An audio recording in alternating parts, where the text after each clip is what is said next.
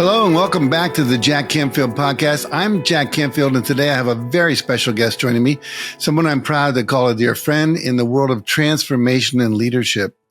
Kian Gohar is a visionary futurist. I love that term. A best-selling author and a key member of the Transformational Leadership Council, which is a gathering of about 150 people that I started of leaders in this transformational world that are making a huge difference in the world. We were originally going to record this in Ireland at our meeting, and somehow we couldn't make it happen. We were talking before, and Kian, who's an expert in AI, said, AI is easy, AV is challenging. But here we are. It's working today. Now, as a former executive director of the X Prize Foundation and a faculty member at Singularity University, Kian has a wealth of experience in innovation and cutting-edge technologies. And as the founder and CEO of GeoLab, a well-respected leadership development firm, Kian has a wealth of experience helping organizations tackle complex challenges. And his work includes having made a profound impact on the leadership teams of numerous Fortune 500 companies, guiding them towards a future-focused approach that embraces change and opportunity. Kian also recently co-authored the best-selling book, Competing in the New World of Work with Keith Ferrazzi, which focuses on how to become and stay competitive in the new post-pandemic context. And today we're going to dive into Kian's latest research on generative AI, of course, being artificial intelligence, and its potential to augment human creativity and transform team collaboration. So Kian's a futurist, and he's made an unwavering dedication to empowering individuals and organizations. And I'm looking forward to discussing Kian's exploration into this field, which promises to open all of our minds to the boundless possibilities that lie ahead of us. So welcome to this conversation with Kian Gohar. Welcome, Kian. Thanks, Jack. It's a pleasure to be here. So let's start with you sharing a little bit about, I've introduced you a little bit, but give us more about your background that led you to becoming a best-selling author, a futurist, and the founder and CEO of GeoLab. And most people probably don't know what the X Prize is and what Singularity University are. So if you'd include that in what you share. Yeah, sure. So I have an unusual background, not only professionally, but also personally. I was a child war refugee, and we moved around many countries when I was very, very young. And I went to 10 different schools before the sixth grade. And all of this, as you can imagine, had a lot of impact on the way I think. And it made me very nimble and adaptable to change and wired my brain to how I see the world. And I see the world that change is constant. It's something that you can't avoid. And so we as humans have a choice to make of, do we try to resist the change or do we try to make the change for ourselves? And so my work really helps teams across the world, organizations, large and small, understand how to be more innovative and harness change and disruptions to our benefit. So, I've reinvented myself many, many times in my life. Early in my career, I was in venture capital. I was the youngest business school professor ever in China. I was an entrepreneur. I was a nonprofit leader. And, now I do team business transformation work, as you mentioned. So my background, over the last 10 years, I was an executive director of the X Prize Foundation, which is a nonprofit based in Los Angeles that crowdsources the world's genius to design moonshots to solve complex problems for humanity. So what does that mean? That basically means we put together competitions, anywhere from 10 to $100 million. And we ask the world to solve these technology challenges, and teams get together and come up with ideas and they experiment with them, and then they launch them into the world. And if they meet the objective criteria, they win the X Prize. And the X Prize is most well known for our first prize, which was a $10 million prize for opening up the space frontier to private space travel, which ultimately was won by a company that became Virgin Galactic. I simultaneously was an executive director at Singularity University in Silicon Valley, which is an institution founded about 15 years ago to teach about the convergence of these technologies like AI and robotics and bioinformatics, and really help train individuals, entrepreneurs, organizations, how to learn to use these exponentially growing technologies to really transform the world for the better. And after doing this for many, many years, I came to the realization that the best way for us as humans to compete in a world that we have to work side by side with AI is if we lean into those parameters that give us competitive advantage as humans. For example, complex problem solving, creativity, empathy, emotional intelligence, resilience. All the soft stuff is actually pretty hard to do. And so my work now really takes the best of all I've learned about technology and innovation over several decades, but then applies human behavior transformation best practices to it so that we can learn how to live successfully in this new bionic age. Wow. I like it. This new bionic age. I remember the Bionic Man was a TV show like God knows how many years ago. All these terms are coming to fruition. Now, your research on what we're calling generative AI sounds fascinating. Can you talk about exactly what generative AI means and why you find it so compelling as a topic to be studying and working with? So generative AI is a type of artificial intelligence that's really designed to create new kinds of content, like new text, new images, even new songs from scratch. And unlike other types of AI, which is really useful for training and recognizing and classifying data, generative AI is really focused on creating something new. We've had AI for many decades, and there are many different versions of or useful implementations of AI. And generative AI is the latest one that has gotten a lot of hype. And that's partially because over the last year, there has been a flurry of new applications and softwares, which your listeners will be familiar with, like ChatGPT or visual image generators like DALL-E and Midjourney. And these have made it very easy for the average individual to use generative AI to create complex new things. And I'll try to explain it in a very simple way because it can be very complex. But basically what generative AI is, it scrapes the web and millions of images and millions of words by looking at patterns between words and in a sentence. So imagine, for example, generative AI is like your Google auto search, but like on exponential crack. It's trying to better predict what comes next in a series of words. And the way it does this is every word in a paragraph or in a sentence or in a phrase is broken down into a very small segment, what they call tokens.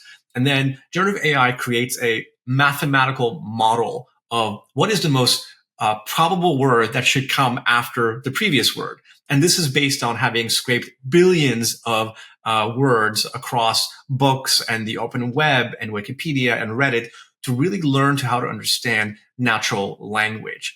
And once it has this mathematical model, it can then predict what comes next in a word or what comes next in a sentence.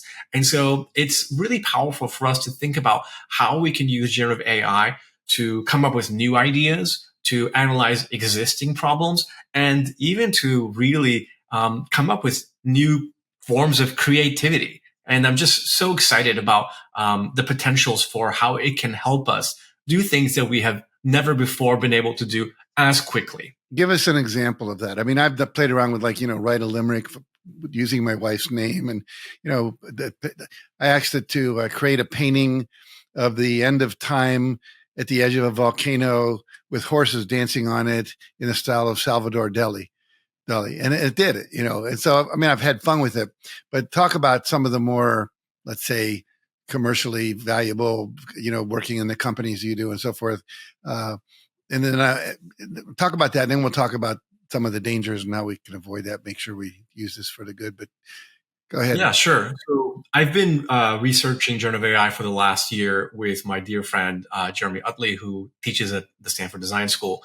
And we've been trying to understand how can generative AI be used in a corporate environment to solve new problems. And so we partnered with nearly a dozen companies all across the world, and we facilitated ideation workshops with hundreds of participants from industries as far-ranging as energy to finance to manufacturing.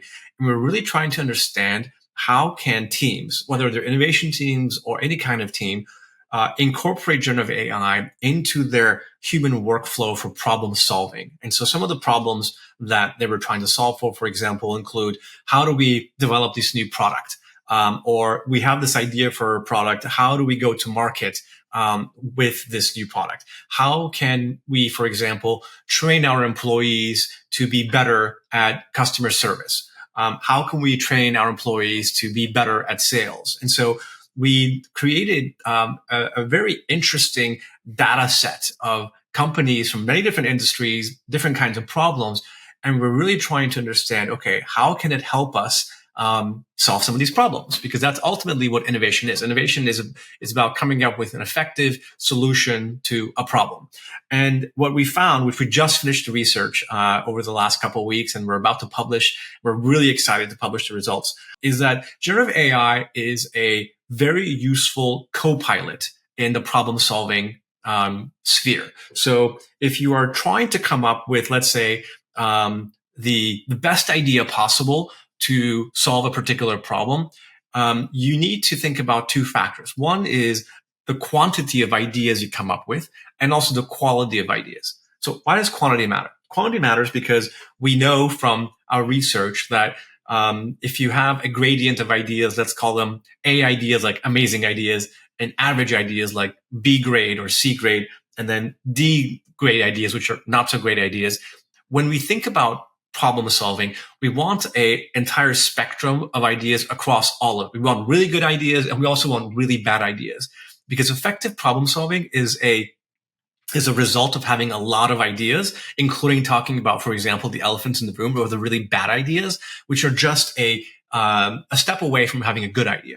So generative AI can help us actually generate a lot of ideas very, very quickly. So that's important. And then you want good ideas. Now, in order to get good ideas, that requires actually context and human judgment and human discernment. And so our research actually found that if you leave generative AI to the tool of solving a problem by itself, it tends to actually generate average ideas or good enough ideas.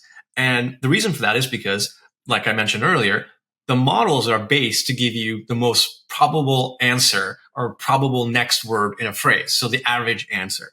And so that in itself isn't that interesting.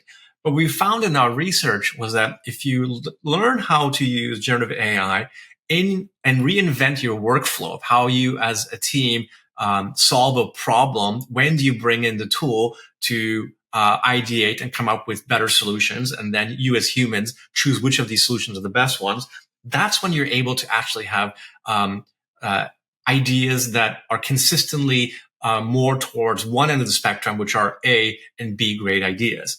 So we found that generative AI can really help us come up with new ideas to solve problems. But the caveat is that we as humans need to learn how to incorporate it into our workflow. And we're right now not doing that very well, because we're going to, for example, ChatGPT, and we're asking it for an answer. And, we're basically thinking of it as like an oracle or as like an encyclopedia. And those kinds of conversations tend to give you average answers.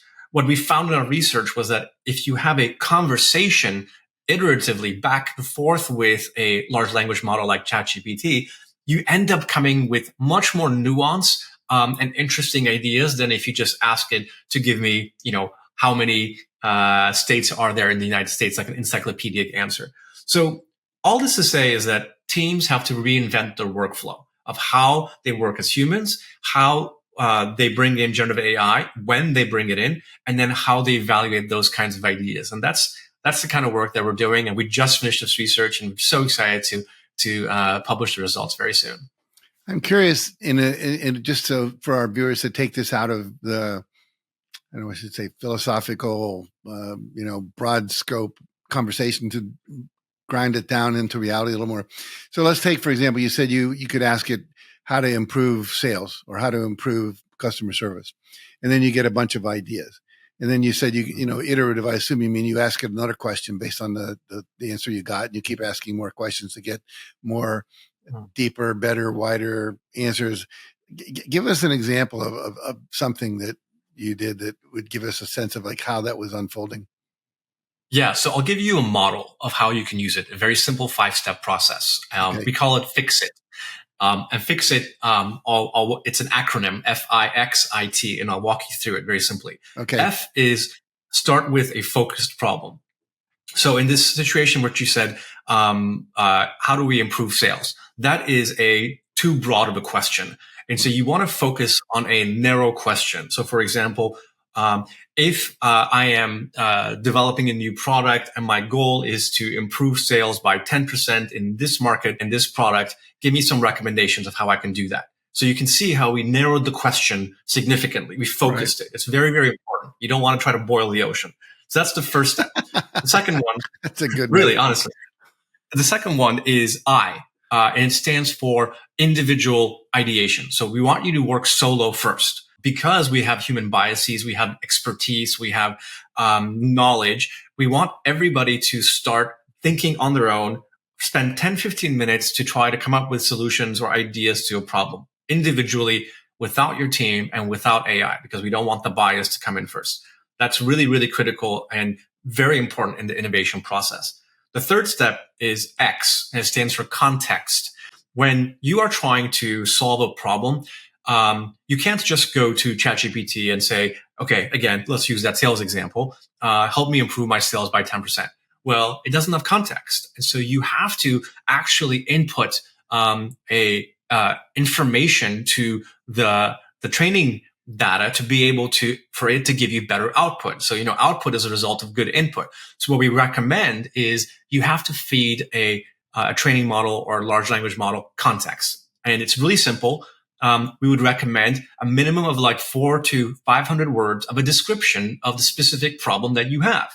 Maybe it is a marketing document you already have, or maybe it is a PDF, or maybe there's some data set. You can upload this very easily to ChatGPT or any other kind of large language model to give it context. Then it has the nuance to give you actually better answers. So that's the third step, give it context.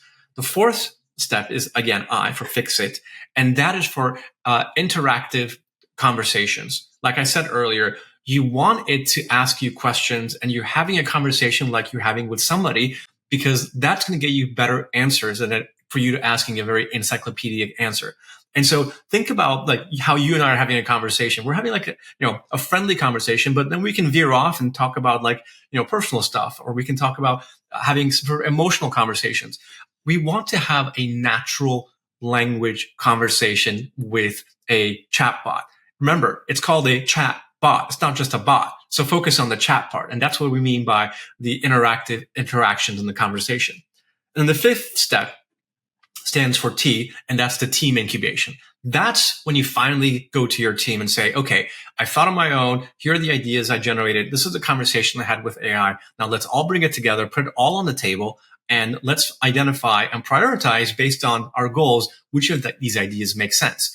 And we found in our research that you have to have one of two kinds of people in this team incubation process. They do the same role. One of those individuals is an internal person who has the understanding of these AI capabilities to be a really good facilitator. And right now, that's a pretty rare commodity. Or you can hire somebody as an external facilitator like us to help you actually curate these sessions to allow you to then figure out, okay, we've identified all of the ideas that are relevant. Now let's remove the biases and let's facilitate the right kind of next step. So Fixit. Remember, Fixit is a 5-step process. Focus, individual, solo thinking, X for context, I for interactive interactions, and then 5, you go to your team and have a final conversation. And this has been really powerful for our clients and our research partners to now figure out, okay, when and how do I bring in generative AI into my problem-solving methodology? And when you've done this with clients and also in the research aspect, that is, how long a process? I mean, I imagine it's different for the different kind of problems and so on and so forth. But to get from the F to the T, what's that look like? So you can do this all in a couple of days. So the first part of it, which is the team leader or the problem owner says, we need to focus on this particular statement. And so that's the role, the responsibility of the problem owner or the team leader, whomever it is, says, we have this narrow problem we gotta solve for. That is the role of that individual to identify the narrow focus. Then what we recommend is giving each person on the team 2 to 3 days to work on it on their own. during work, or maybe asynchronously if you're working remotely. This is just quiet time for yourself. And this is about, I would say, again, 15 minutes at the very minimum of individual thinking, to then having a conversation with a generative AI model. That could be about an hour of your time over the next 2 to 3 days. And then what we recommend is you actually schedule that final piece, the T, the team incubation conversation, 2 or 3 days after everybody has had time to do the individual work first. So you can schedule this over a 5-day period, but it's not a 5-day workshop. It is a interactive process that can be done asynchronously for most of it until the very last step, which is the team facilitation process. Right. And that team workshop can range anywhere from 90 minutes to 3 hours, depending on the complexity of the problem that you're trying to solve for. Right. Now, you also focus on leadership in your work. How do you see AI, if it can, reshaping the future of leadership in an organization? What challenges and opportunities do you think it has there? Well, I mean, one of the things that I just mentioned is you have a problem owner, and now they have a new leadership role of identifying what that specific problem is, and then being able to outline that for your team to solve a problem. We have never had that before. At least, in this technology world, we now have a new problem using how should I use generative AI to solve a problem? So new leadership goals right there. What we found really interesting, we measured teams' behaviors as they were going through this research process. So we're trying to find out, how are teams feeling? How do they feel like that this is impacting their behavior one-on-one and with their bosses? What we found was that teams that use generative AI showed a 21% improvement in their confidence levels to solve a problem. Wow. So that just by itself means if you start using generative AI, your team is feeling more connected and willing to actually think that they can solve a problem better. So all of a sudden you've improved a little bit of workflow. But there was a twist to this research. We found that the teams who thought generative AI was magic and was solving these problems so easily actually came up with kind of average answers, because they were settling for good enough. They were just checking the proverbial box. But the teams that came up with really good answers to their problems actually felt like using generative AI was more work.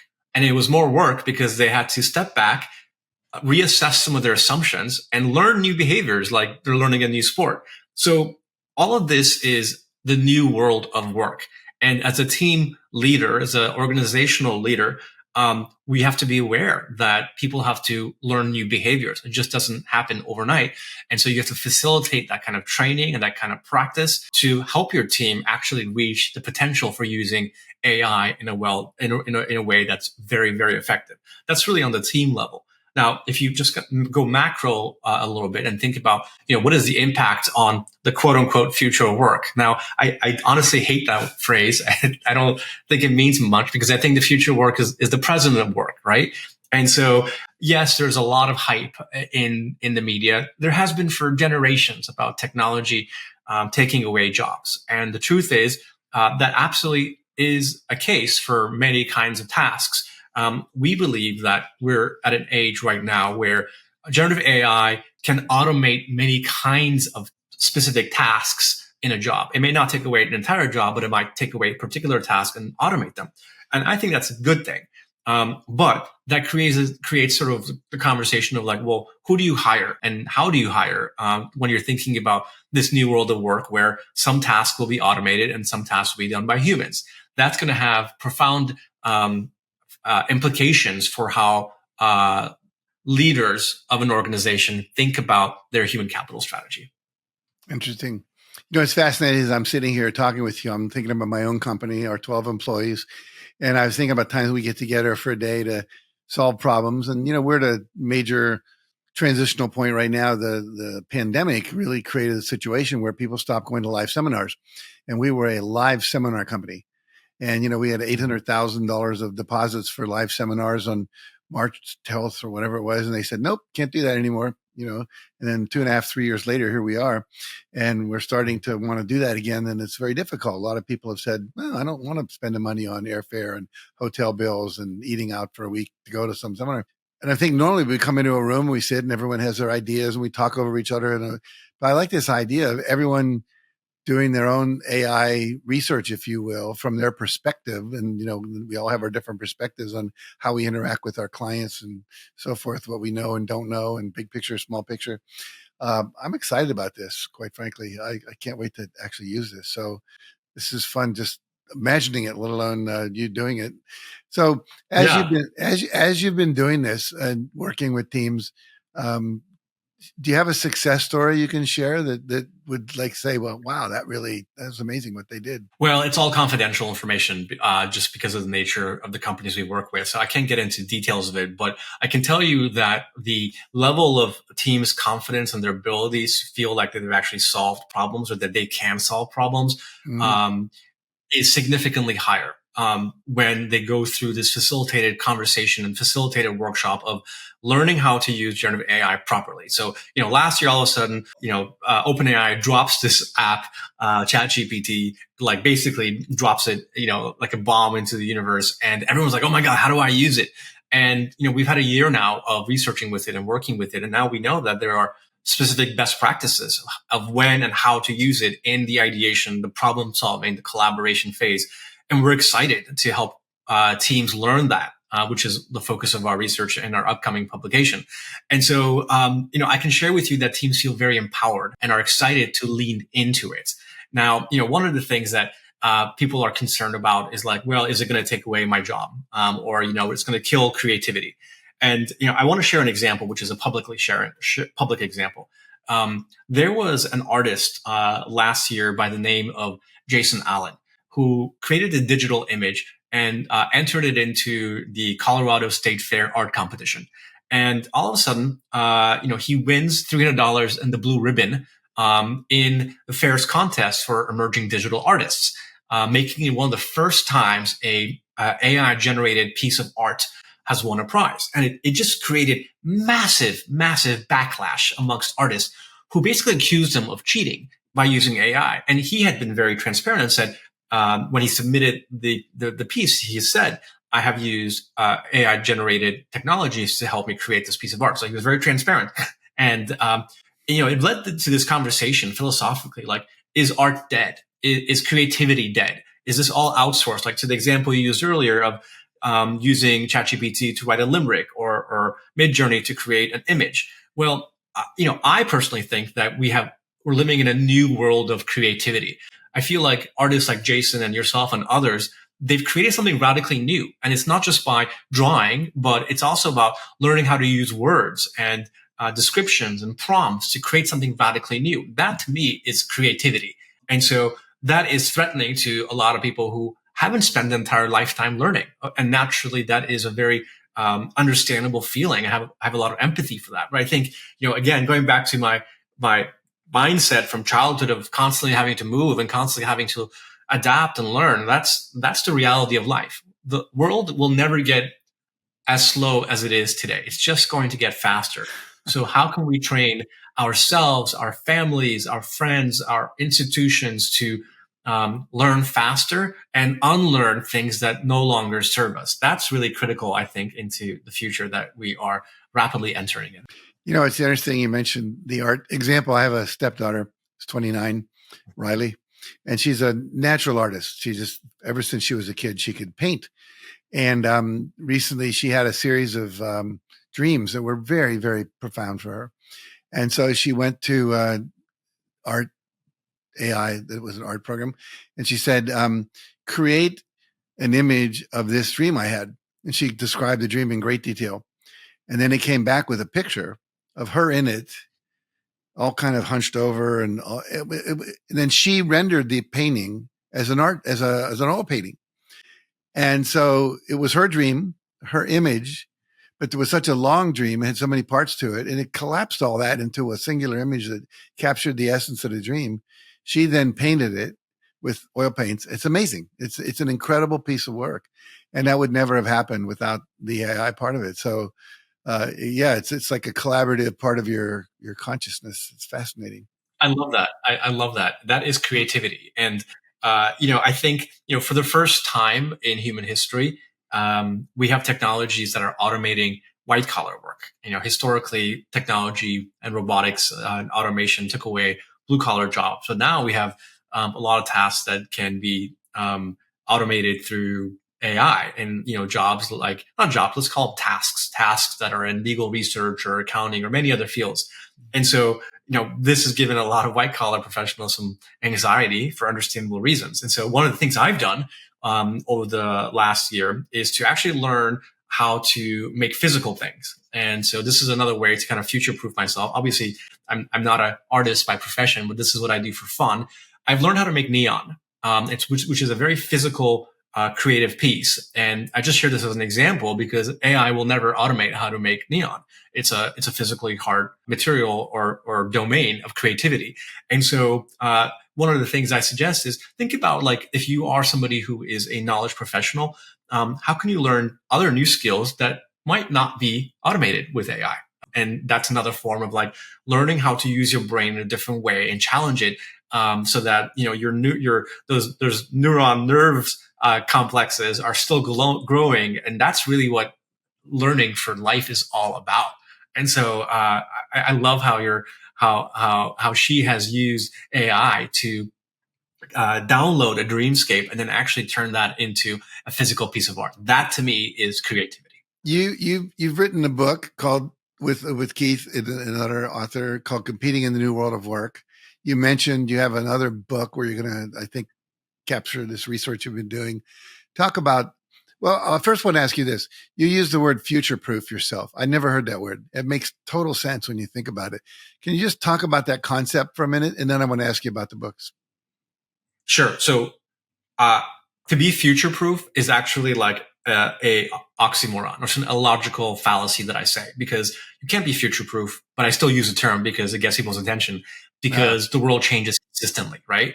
And so the only way, yeah, exactly. It's good marketing. The way you become future-proof is by leaning into change. And so learning to love change. I think, what was that film, Dr. Strangelove, or How I Learned to Love the Bomb.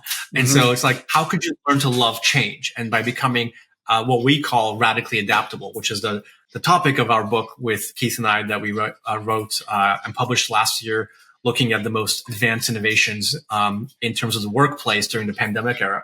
One of the things I recommend for organizations and leaders and team members of organizations as they're thinking of becoming adaptable is you have to adapt your business model. And so let me give you a way to think about that. So zoom out 10 to 20 years in your industry, in your own field, and think about what the future might look like. This is an exercise in creativity, maybe using science fiction to imagine what the future of your particular business or industry might look like 10 or 20 years out. This is called zooming out. Then zoom back in over the next 12 to 18 months and see if you can run a series of experiments that will allow you to move closer to that longer term vision.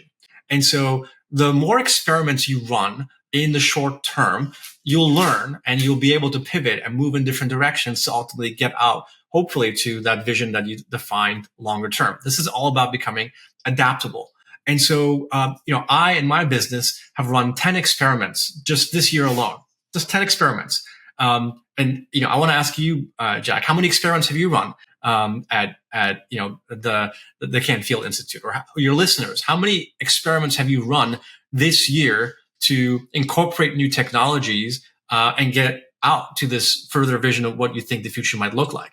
This is how we become adaptable and future-proof. A term that doesn't really make sense, but you have to learn to love change. And a lot of people don't. But if you reorient your mindset and think of change as an opportunity rather than a threat, this is how you'll thrive in this future, which is shifting so rapidly. No, I agree. One of the chapters in my book, The Success Principles, is called Embrace Change. And the idea is that it's the only thing it doesn't change is change. It's always happening. And I remember, I grew up thinking that, the evolution was the law of the whoever was the strongest one, and now we realize it's not that. It's not the survival of the fittest, but the survival of the fittest, which means who can adapt the fastest to the changing environment, whether it's ecological, as we're seeing now with all the emerging heat problems we're having, and the wine industry is moving north. Pretty soon, our best wines will be being grown in Alaska. It's like it's funny how it's all happening, but you got to be willing to do that. I totally agree. When you just talk about your book, Competing in the New World of Work, in addition to this AI generativity, what can you give me like one or two other things you talk about in that book that's critical for the future world of work? So I would say two things. One is in our research for the previous book that came out last year, Competing in the New World of Work, we interviewed over 300 teams from across the world, thousands of individuals, to understand what were some of the behaviors that they deployed to become adaptable. And so there's a team level answer and there's an organizational level answer. The team level answer of how your team is going to become adaptable is a 4-step process. Number one is foresight. So again, how do you look into the future? So ask your team to think 1 year out or 2 years out, and identify the specific variables that might impact your business, whether it's ecological or environmental, economic, technological, competitive, and have a methodical process of understanding how the future might change. So this is the practice of foresight. The second one is, now that you've got this practice, we want you to be agile. So this idea of how do you run experiments very, very quickly to be able to move towards that idea of where the future is. The third one is that, well, when you run experiments, it's exhausting. You can't be in like full sprint mode all the time. You have to have resilience. And resilience is the ability to rest and bounce back from experiments and bounce forward. So measuring your team's level of energy to make sure that they're capable of actually constantly running experiments. And then the final one is this level of collaboration, which is a buzzword, but it ultimately means how do you come together to identify the best ideas within a team and then together be able to move forward to the goal where you're going. This is an iterative loop. So we found teams that were really successful in crises or in terms of adapting with change. They were really good at foresight, very good at being agile, very good at having team resilience, and very good at being collaborative to solve problems. That's at the team level. Now, if you're looking at the organizational level, how do you become future-proof? We talked a little bit about the idea of zooming out and identifying technologies that are going to disrupt your future, and then zooming back in and running experiments. The second thing I'd say for an organization is, how do you think about structuring your workforce? Who do you hire? Like in many ways, this remote work revolution has opened up the vast majority of the world to being able to be on your team to solve problems. So, at the X Prize, when I was there for many years, we would run global competitions to solve for X, and people from everywhere in the world would participate. And so we were crowdsourcing the world's genius to solve a grand challenge, a moonshot. And now you can do that for any kind of problem at any organizations because of the technologies that we have as a result of the pandemic, like Zoom and remote work, et cetera. So this goes to the next question, like, well, okay, who should you hire to do the work that you need to do? And we suggest that you should have a methodology called a Lego block workforce. So if you think about like Legos, you put them together and you build new things. And there are different kinds of Lego blocks and you can create new different things. And we think your workforce should be like a Lego block. You have your full-time employees. They might be within a specific physical region that you're located. You might have remote employees. You might have some hybrid employees. You might have some contractors. You might have some third-party vendors who partner with you. And you probably should also have some AI who's working with you. Remember, in the bionic age, we work with AI. So the responsibility of a leader in terms of building a future-proof organization is also stepping back and thinking, who should be part of my team and my organization? How do I build this Lego block of workforce that is maybe human, maybe AI, and maybe local, maybe not local, maybe remote? And so all of these are opportunities for us to be able to use the technology to really accomplish things that we previously never were able to do. And so this is a blessing, but of course it has challenges in terms of, managing humans. It's always the hard part. The soft part is always the hard part. It's fascinating. When I first met you, you were talking about moonshots and this moonshot technology and so on and so forth, moonshot strategies. And what I'm reminded of is at the beginning of, and this reaching out, to this, worldwide set of resources that you could draw upon. And when the pandemic first happened and we had to cancel all our live seminars, there was about 30 of us that got on the phone. People, we normally compete with each other, and we were all going like, what are you doing? What are you doing? How are you going to handle this? What are you going to do? And we generated tons of ideas for how to help each other, what to do for our clients, how to work together for certain things, cooperate, collaborate, etc. It was like, do that or don't survive. So again, it's like, okay, the environment's changed. We've got to change. Yeah. And I just thought about the moonshot was like, let's stay in business. Like it wasn't like solve, how do we get to the moon, or, the bigger things that the X Prize was focused on. So I'm curious, everything is changing rapidly, and you're out there working with companies, and I know you've got a tremendous team that you've worked with. Talk about, like, if you were to come into a group, I know a lot of people listening to this are small entrepreneurs. Some are people working in the C-suites of big companies and so forth. Describe how, if I'm a client, tell me what you would do with me. How would you come in and help me? So we do two things. We help train organization and leadership teams on how to use new technologies like generative AI to ultimately solve a problem. And that involves two things. One is a strategy piece of like, okay, what's the problem we're solving for? And the second part is, okay, how do we actually implement that? Because again, that requires humans, and that part is the hard part. So let's tackle them individually. The first part is like the strategy of like, how do we solve a problem or this particular problem? That is a series of workshops where we identify together with teams what's the main problem they're trying to solve for. And part of that is facilitated. Part of that is using AI. Part of that is relying on the expertise of the company or the leadership team to help us identify what the main problems are. So part of it is like we are trying to narrow down the focus of what the problem we're trying to solve for, what the company needs to solve for to be able to thrive 5 years out, 10 years out. So there's a strategy piece that we do ideation and facilitation and strategy development for. Then once we have buy-in, I'm saying, like, for example, the leadership team says, yes, this is exactly where we need to go. Now we then need to run a series of experiments, right? So the experiments are run by the teams within the companies. We serve as an external coach to help facilitate the behavior change that is required for those experiments to be successful. And part of that requires individual change. Part of that requires team behavior change. And part of that is like leadership coaching. And so once we identify where the end goal is for the particular problem that we want to solve for, we've identified a variety of challenges or opportunities of getting there. We say, okay, now let's run experiments. The company is running the experiments. We serve as external coaches to help them along that transformation process to tweak their behaviors to make sure, okay, are we making sure that we're being collaborative, that we are being inclusive, that we are running experiments quickly, that we are measuring our team's energy levels to make sure that they are not burning out, and then are we rapidly doing this again? And so our work is unique depending on which kind of problem we're trying to solve for. Sometimes we're trying to solve moonshots, and moonshots are really radical solutions to really complex problems. And sometimes we are trying to just make sales 10% better. And again, that's a very important problem. That's not a mundane problem, but it requires a different form of lens in terms of how we approach solving that problem. We're in the business of solving problems, democratizing problem solving by training teams and individuals to adopt these kinds of technologies and then coaching them on that spectrum so that they actually stick to their word and do it.